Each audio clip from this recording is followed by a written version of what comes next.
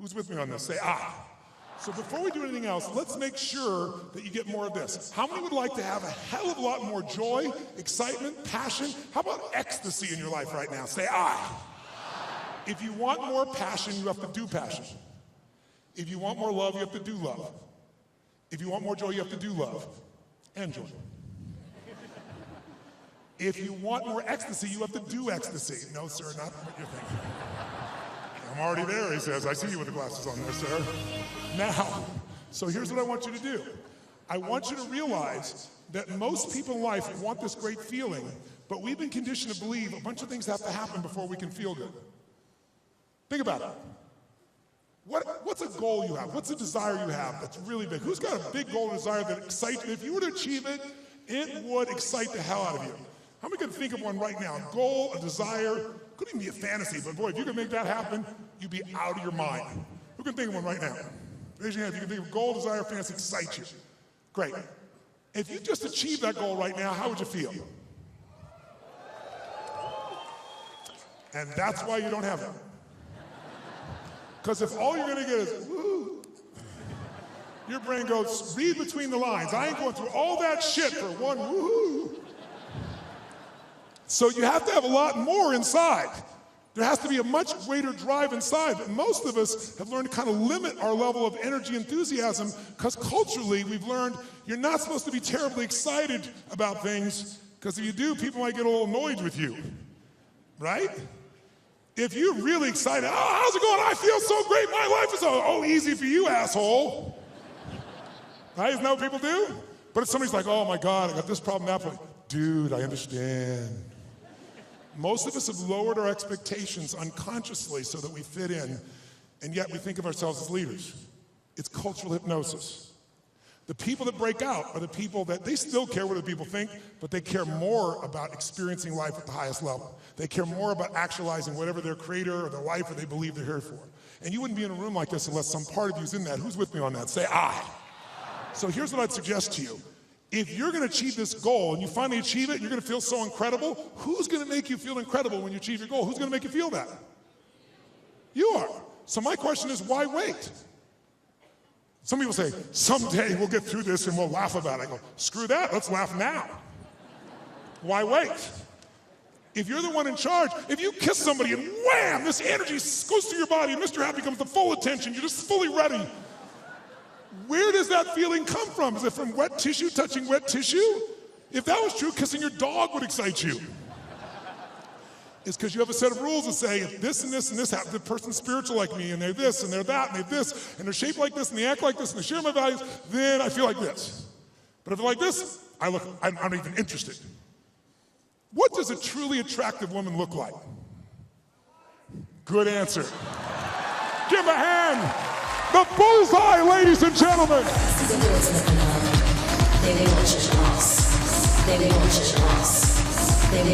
Oh, he's getting laid tonight, at least one person.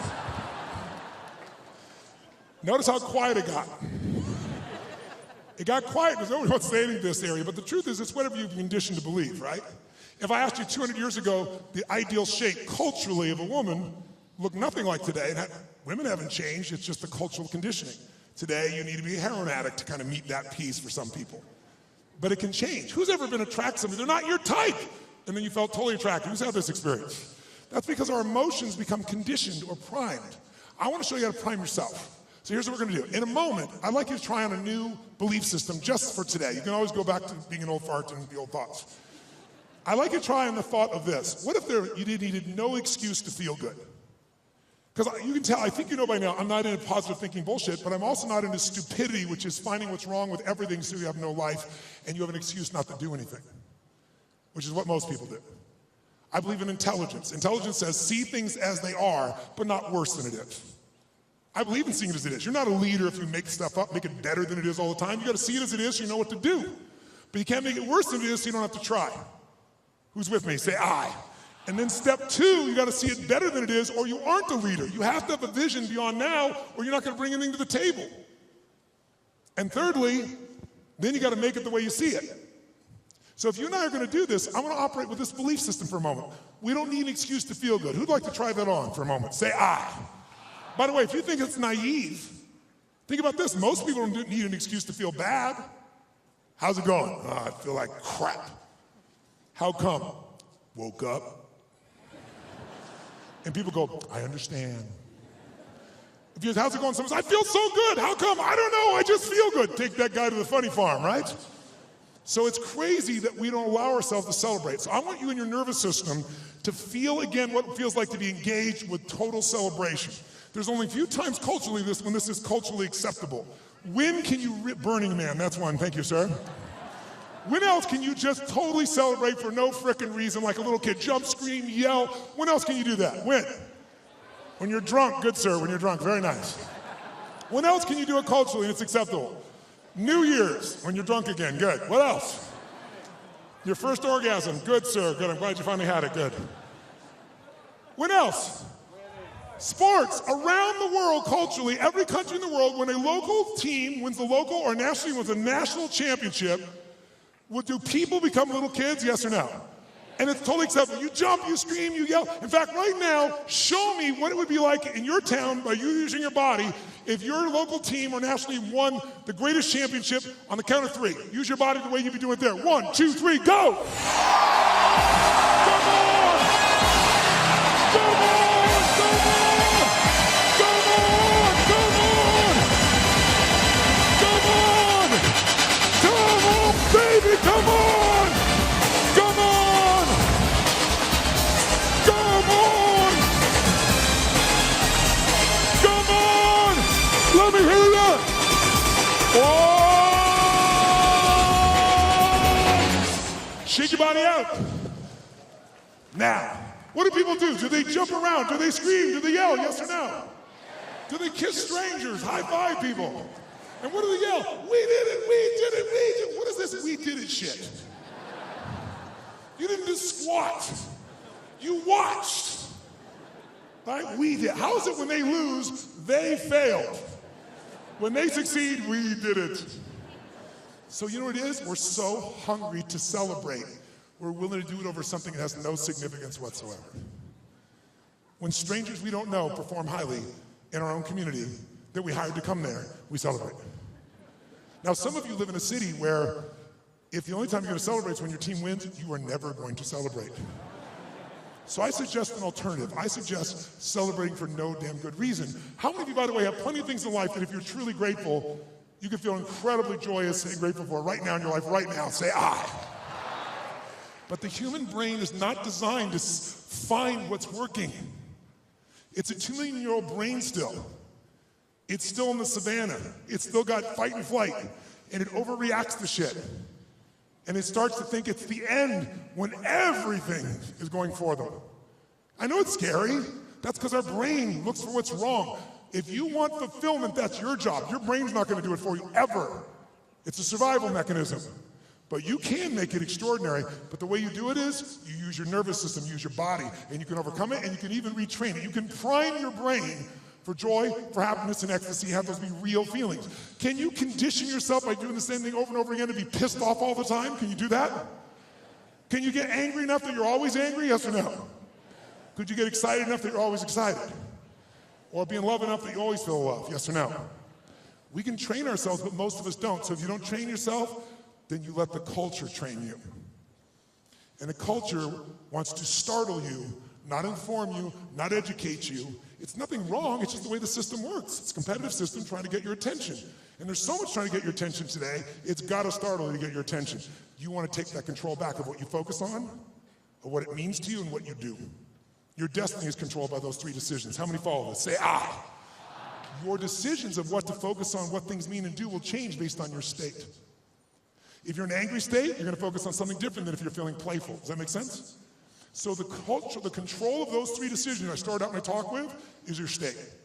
So let's see if we can just change our state by a radical change of our body. So here's what we're going to do. When I say now, I'm going to ask you to celebrate like crazy. Now, by the way, try it first with just your voice. Because remember I said emotion is created by, when you make sounds, it makes you feel good because you move things you don't normally move. In fact, how many of you like, try this first. Make some sounds of excitement, just random sounds of excitement. Go out loud, go ahead. Try another one. Try another one. Try another one. All right. Does that feel good, yes or no? How many of you, when you were a kid, used to make noises and shit for no reason? How many used to do this? Till someone culturally taught you, don't do that shit. Don't be happy and make noise. Shut the hell up and fit in. Now, if you're a musician, you don't give a shit. You did that stuff anyway, right? Now, let's look at the other side. How many of you in this room like to sing when no one's around? You're in your car, you're rocking, you're jamming, you're singing, you're rapping, and you're 60 and you're white, and I'm confused. And you're sitting there rapping, you get to the stoplight, you're rocking, you look over the car next to you, someone's staring at you like this. What do? You quickly pick up your cell phone, act like you've been talking to someone the whole time. Who knows what I'm talking about here? Say it. Who likes to sing even though you sound like hell? Who here likes singing even though you sound like hell? Say I. Why do you like to sing even though you don't sound good? Because emotion is created by, and when you sing, you move parts of your body don't move. So if you don't use it, if you use it more, you feel it more. So what we're gonna do is this. We're gonna go to full engagement of your body, mind, and emotion. Enjoy for no good reason, no excuse. Your job is gonna be to celebrate more than you ever have. Not like a boring adult who goes, yeah, but like an out of control kid. Who'd be want to try this just for a minute? You can always go back to being a boring adult. Let me see, show your hands on this here. Say I if you're up for it. Good, then find somebody, point at them and go, I own you. Come on, find them, I own you. That means I'm gonna outdo your energy. Now we're gonna start out by clapping. We'll do it in unison. I'll go 1, 2. When I say 3, your job is crazy celebrate for no good reason and really go for it. Key pieces. Your feet must come off the ground. None of this, hey, shit. I know it looks cool. But when you extend your body, you open the diaphragm and it fires off neurotransmitters in your brain that actually make you feel good. You want to make sound. You want to move. Everything you can, outdo your partner. Face your partner. Let's clap together. Ready? 1, 2. Go, go, go!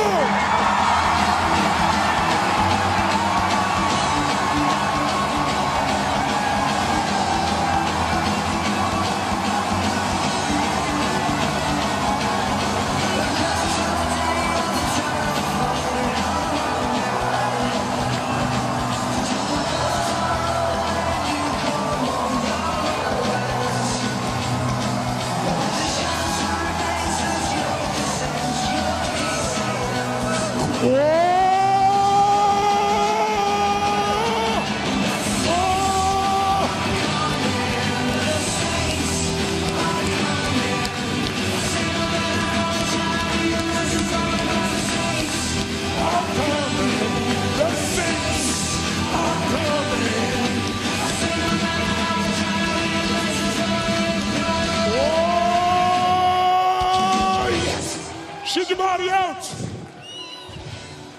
Does that feel good, yes or no? Did you use more of your body or less? How many feel the difference right now? Say I.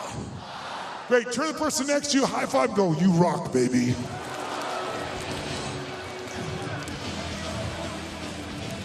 Shake your body out. So we want to create a trigger so you can do this without me being here or someone asking you to. Now, most of you know, if you were to say plop, plop, fizz, fizz, how do you spell relief? You're showing your age, I gotta tell you that right now. If you know that damn thing, that came off the air about 30 years ago. So, if someone says to you, there she goes, just a rockin' down the street singing, I don't know the second line to the song singing, she looks good, she looks bad, she looks good, she looks bad. Give yourselves a hand, ladies and gentlemen. It's not really she looks bad, but I like bad better. Now, guess what? Advertisers have learned to train you to think and feel and respond in a rhythm to words and feelings. Maybe it's time we advertise in our own physiology. Maybe it's time we trained ourselves to feel what we want to feel. Who's up for this? Say ah. Now, by the way, right now, who feels hot and sweaty? I want you to do this. I want you to remember a time when you're hot and sweaty and happy about it. How many can remember a time like that? Good. And here's what I want you to do. We're going to create a little trigger. And the trigger is simply a word of engagement. Yes. When you say the word yes, engagement begins. You might want to start with yourself. How many things in life have you said no to because you felt uncertain or afraid? That if you just sort of said yes and committed, you would have found a way. How many can think of things like this? Say, I. So I want to just see if we can't just get the state of leadership, which I call the state of certainty. You know when an athlete walks out there, you can tell by the way they're walking, go kick that football. You don't even know football. You know they're going to miss the field goal or they're going to make it. You can feel it, can't you? It's certainty. That athlete going to go shoot for that free throw, and you go, no way. Before the ball releases, you know. How many know what I'm talking about here? Say, I. I want you to create that certainty in your body so you can use it at will. Because there are going to be times when you feel uncertain and you need to get it. Who's with me? Say, I. So do this. Shake your body out. And what I want you to do is stand tall and strong and breathe deep. And I just want you to shout the word yes as loud as you can say it, where it feels fun to say it. Ready? Go. Yes. Say it again. Yes. Say it again. Yes. Say it again. Yes. One more time. Yes. Does that feel good? Yes. Okay. Now try this. Say the word no and notice that physiologically it comes from a different place in your body. Shout the word no. No. Say it again. No. Say yes. Yes. Say yes. Yes. Say yes. Yes. Say no. No. No's like bourbon. Say yes. Yes. Say yes. Yes. Say yes. Yes. So here's what we're going to do. When I say now, we're going to shake the building one more time just for 30 seconds with our energy. And then we're going to come together and we're going to bring hands together and we're going to say yes. And as your hand hits and you shout the word yes, your job is to create more energy, more excitement than before. Then we'll go, yes. We'll do a second time. You got to increase it. Yes. A third time. Pretty soon it'll be yes, yes, yes. And every time you got to increase it. You go, what if I max out? There's no maxing out. We're only doing it for a minute. Who's want to go for it? Say I. It's like building in your body, all right? We're going to build the room first. Let's just slow clap first. 1, 2. We're going to shake the building on 3. 3, go!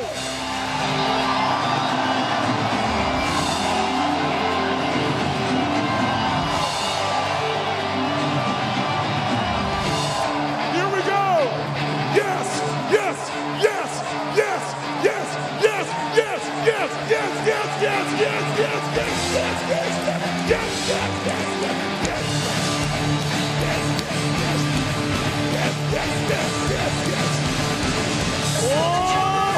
Make some noise! Make some noise! Come on! Oh! If that feels strong, say yes! Say yes! Say yes! What if you could be burnt out, just tired, exhausted? Oh my God, I'm gonna do this. And you went, yes! And go, shit, he's ready. That's what we're going to do. Get a high five. Thank your partners on either side of you and grab a seat. Feeling great. Grab a seat.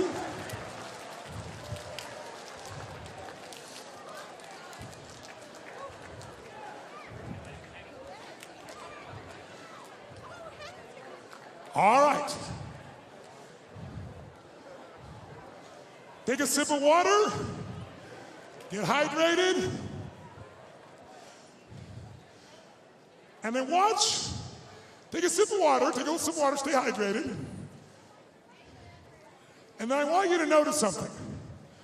I want you to notice if your partner did this, the person beside you, if they went, oh my God, oh, I'm so glad that crap's over.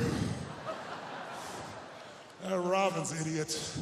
Now we get back to the damn seminar and stuff. Notice when you sit down, don't sit like you normally sit. Sit like you're in the command chair of your life. Sit like you're in a peak state. In fact, as you're sitting right now, can you create motion without getting out of your chair? Sound movement right now. Triple the amount of energy in your body just through sound and motion. Ready? Go. Crank it up inside.